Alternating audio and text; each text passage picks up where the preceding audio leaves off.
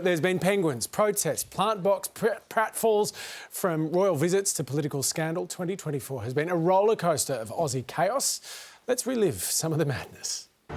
2024, the year the government declared war on the kids. First, they came for the vapes. Hundreds of thousands of young Aussie kids are hooked on vapes. With a nationwide ban outside pharmacies. We're deadly serious about enforcing this. Then they came for the screens. This is about protecting young people. Kids under 16 granted one more year of scrolling before the great social media ban of 2025 kicks in. We all know that some will try to find ways around these new laws. They want to ram stuff through, no real inquiry, no review.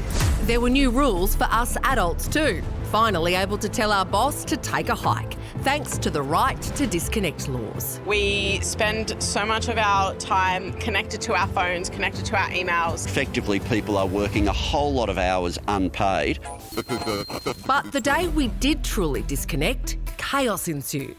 The blue screen of death. People in Australia felt it first. This has just gone horribly wrong today. 8.5 million computers globally grinding to a halt, taking down banks, airports, hospitals and us. I started reading it and then the thing just told me to go back to the start and read it again. That's right. So there you go. Anyway. Speaking of disasters, Nationals MP Barnaby Joyce quit the booze after that chestnut did the rounds. I sat on a planter box, I fell off. And former South Australian Liberal leader David Spears quit politics after this video emerged. He's of the belief that the footage is that of a deep fake. You did not snort a white powder? No, I certainly did not. That is very troubling. Anthony Albanese became the first Aussie PM to get engaged in office. I'll be there throwing roses out in front of your Prime Minister. Love was in the air, and so was the drama. Albo coming under fire for this. Anthony Albanese is spending up big, buying a $4.3 million home. As Prime Minister, I earn a good income. I understand that.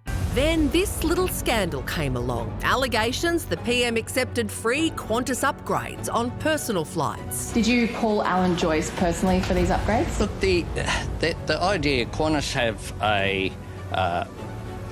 a number in terms of bookings that are made private bookings. I honestly wonder how dumb the Prime Minister's office thinks the Australian people are. The controversy eventually engulfing both sides of politics. Even the senator leading the crusade. No Transport Minister other than Anthony Albanese's done this. Caught with her hand in the cookie jar. I was wrong earlier this week to be so emphatic. Qantas, meanwhile, had problems of its own. The airline pay $120 million in fines and compensation for selling tickets on flights it had already decided to cancel. But with Rex and Bonza both grounded for good this year, the mighty Qantas Virgin duopoly reigned supreme. Speaking of classic Aussie duos, 2024 was a wild ride for supermarket giants Coles and Woolies. I'm not interested in your spin or your bullshit. This is a Senate inquiry. I do think prices are ridiculous. It's all a bit of a scam, to be honest.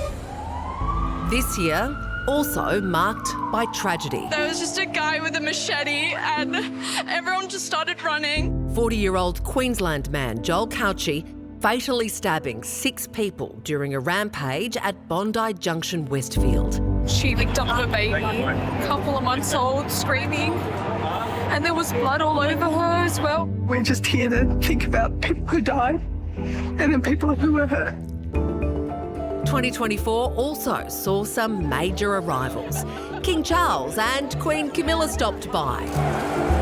The moment only mildly overshadowed by this. And another arrival. arrival. How does it feel to be a free man, Mr. Assange? WikiLeaks founder Julian Assange finally free, touching down on Aussie soil, ending a 14-year legal saga. The experience of isolation, it strips away one's sense of self, leaving only the raw essence of existence. It took millions of people for days and weeks and months and years. and we achieved it. And then there was the arrival of this not-so-little legend. My dad was like, you have to go see this penguin. Waddling in at a whopping 22.5 kilograms. I like Crystal a lot. 2024, also the year our skies lit up with the finest light show in the world. The Aurora Australis appearing not once, but 4 times this year, to the delight of Aussies across the nation. Once in a lifetime, absolutely magic. What a year it's been. I love looking back and seeing all the bits that we forgot about because it's always so intense. But King Charles. Oh, yes. And Camilla coming to visit. visit. Somehow I managed to snag an invite to their Western Sydney barbecue. I have no idea why. It's because you're the queen of weeknights. Yeah, that's right. Oh, shush. Yeah. But I actually got to stand in line and shake his hand. Lovely fella, charmed the crowd. Really? But all I could think as I was touching his hand was, he really does have sausage fingers. Did you lead with that when you said, Your Highness? He was so lovely, though, and the way he and Camilla interact is gorgeous to watch. Huge. And, yeah, that was The crowd was fully enamoured. I remember us doing lots of crosses that day to people who were there and enjoying the barbecue, and it really did seem to be this infectious kind of spirit. Yeah. It was a big moment.